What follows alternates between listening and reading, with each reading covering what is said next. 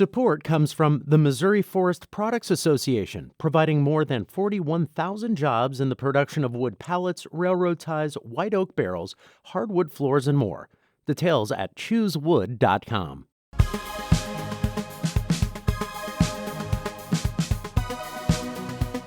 We hope you enjoy listening to this podcast of St. Louis on the Air, brought to you by University College at Washington University.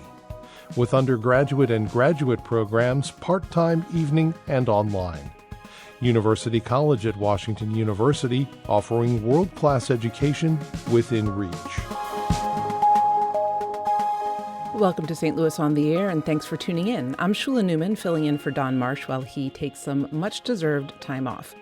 On January 1st, several new animal welfare laws go into effect in Illinois. They range from creating a reckless dog owner designation for people whose dogs are deemed dangerous, to expanding law enforcement officers' ability to rescue dogs or cats who are exposed to life-threatening situations. I'm joined in studio with Ledy VanKavage, senior legislative attorney with Best Friends Animal Society, to talk about these laws. Hi. Hi, thank you for having me. Thank you for joining us. So in Illinois, there are 6 acts that are set to go into effect next week. That seems like an awful lot. It is a lot. It's been a banner year for companion animal welfare legislation in Illinois. And it's great to see because we had these bills sponsored by Democrats and Republicans. So it's, something you don't see so often is bipartisan support for things. And in Illinois, they got it right this year and 6 bills passed. So was this, though, a result of years and years of work, or was it a major legislative push? Actually, it was push. a lot. I was going to say a lot of lobbying. Yeah. Basically Best Friends and HSUS worked together on a lot of these bills to get them through. Great. So I want to go into the details of some of these bills. Starting with the reckless dog owner category.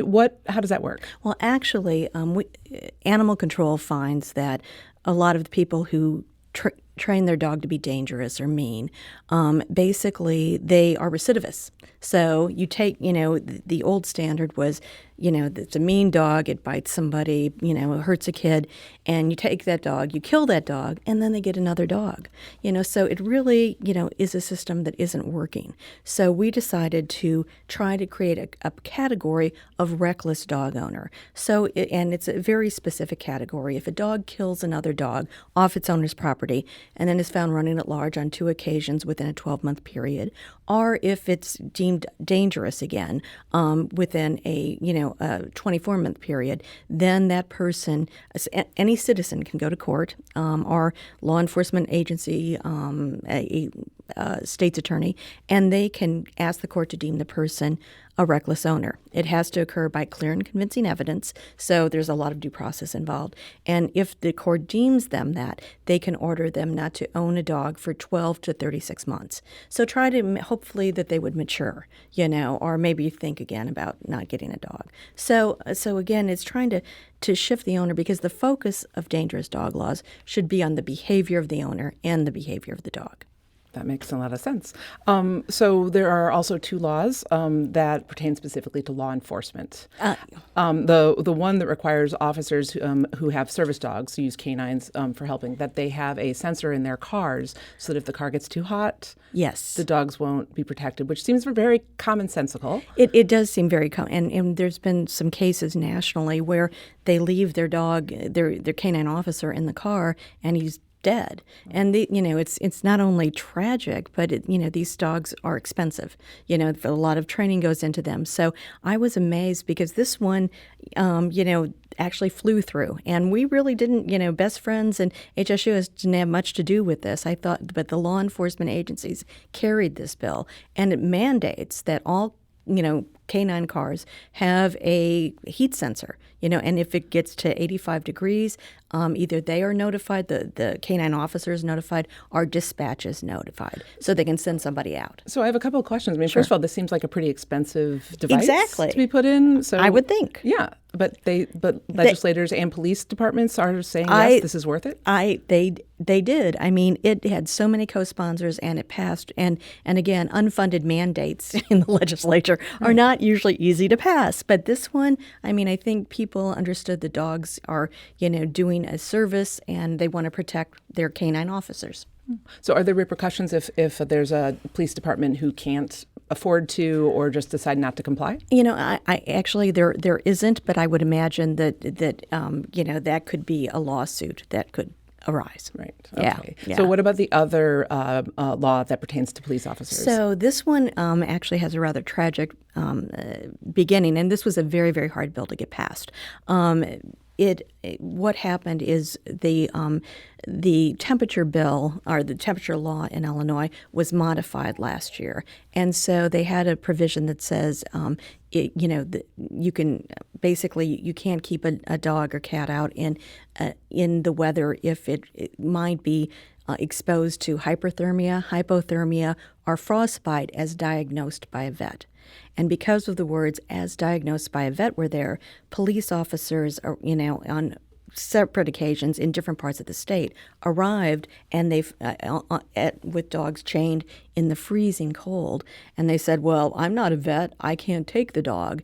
And they were with humane investigators, and so they left the dogs there. The dogs were dead in the morning, frozen to the ground. Wow. And so it was horrible news, and people got upset. So Representative Feigenholz, Representative Skillicorn, again, Democrats and Republicans worked together to actually, this bill was stalled in the House, and a bill came over from the Senate, a cat rabies bill, and they totally gutted the cat rabies bill and put this bill in, and it passed at the last minute. So it was wonderful political maneuvering like I've never seen for an animal bill, but it was very effective. Yeah, that's amazing. I would have assumed that this was something that officers would just do, that they didn't need permission. There's an animal in danger.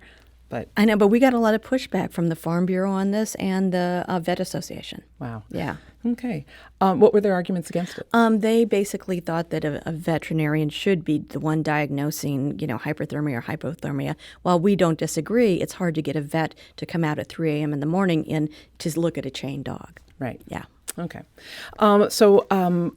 I was curious because all of these laws, they passed in Illinois, but in Missouri, there are no laws that are going into effect January 1st. For animals. For animals, right. There are plenty of others. So what's going on in Missouri? So Missouri has, it's very hard to get good animal welfare legislation. According to the Animal Legal Defense Fund rankings, Illinois is number 1 for companion animal laws. Missouri is number 31. So Missouri has a long way to go. It's not like Kentucky, that's number 50, but it still has a long way to go. But it's very hard because Missouri has a lot of breeders, and sometimes they will help with good animal legislation, like trying to get rid of breed discrimination. And we're on the same side with them on that. But other times they'll try to basically roll back some of the protections. Like a bill that has been introduced for next year was one that was introduced last year too, and it did not pass, thank goodness. But it would no longer allow public health officials to go for warrants to look at cruelty cases. It would only require law enforcement to do that. So that would, again, the public health officials would be taken out of it. And sometimes law enforcement, they don't want to get involved with animal cases. Or they don't trust themselves that, this is in fact an unhealthy situation for the animals. Exactly. So again, that has been reintroduced. A good bill that has been introduced by Representative Ron Hicks of St. Charles, he is trying to get rid of breed discrimination in the state. Right, I was going to ask about that. Yeah. So that's a good one, and we're hoping, it can pass, and we do work with the breeders on that bill. Well, first let's define what we mean by breed discrimination. Okay. You referred to it earlier, but Yes. my understanding it is that there are laws that municipalities frequently pass that say anybody with a Doberman or anybody with a pit bull or whatever, those dogs just are not allowed in our city. Right. Yes. And they will, and it's really unfortunate because, again, you should focus on the behavior of the owner and the behavior of the dog, not what they look like. You can't judge a book by its cover.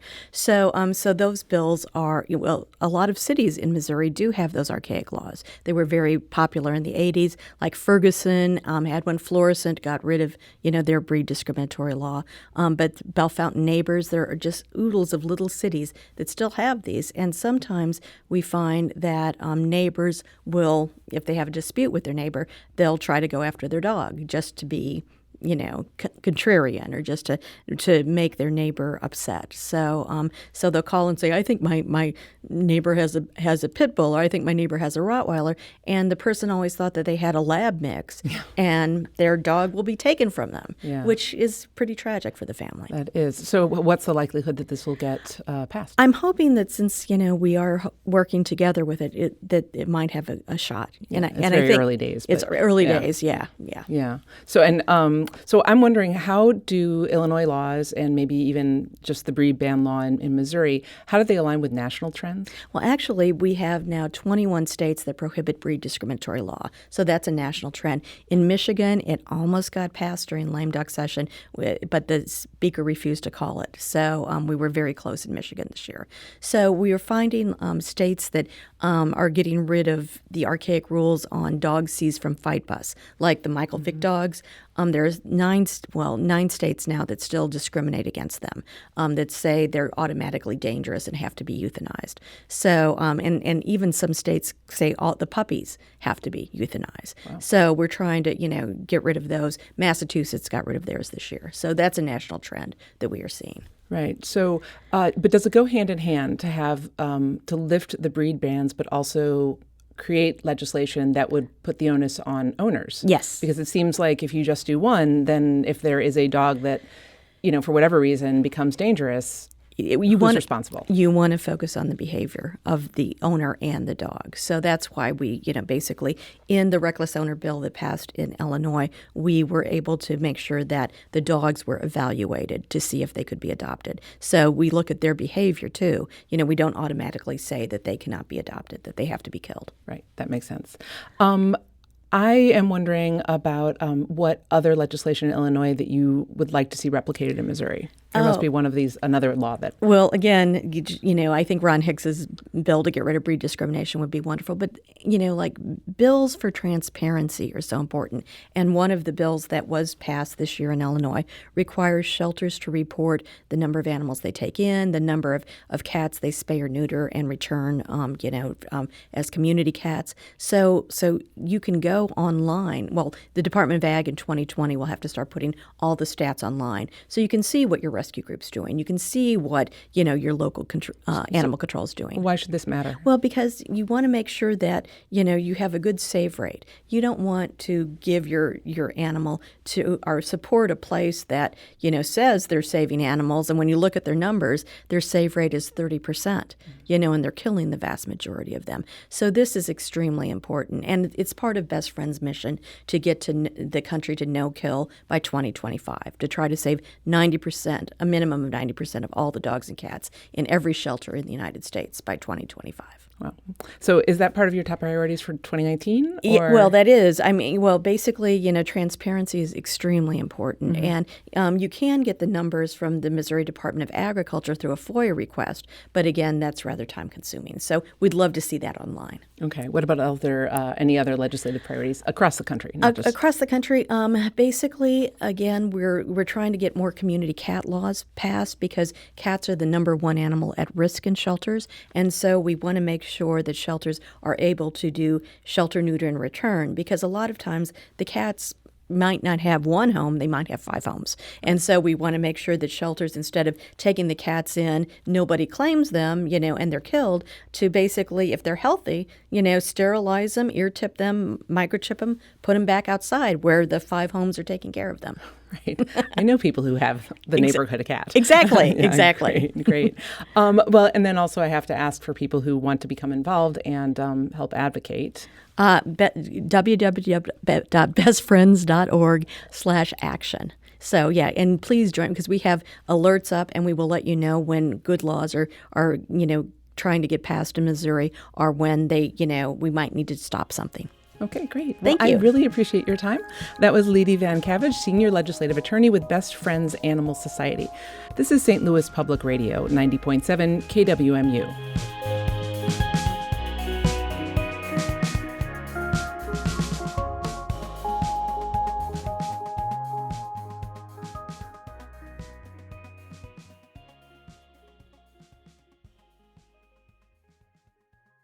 Support comes from the Missouri Forest Products Association. Missouri produces wood pallets, railroad ties, white oak barrels, hardwood floors, and more. Details on the variety of products made in the state are at choosewood.com.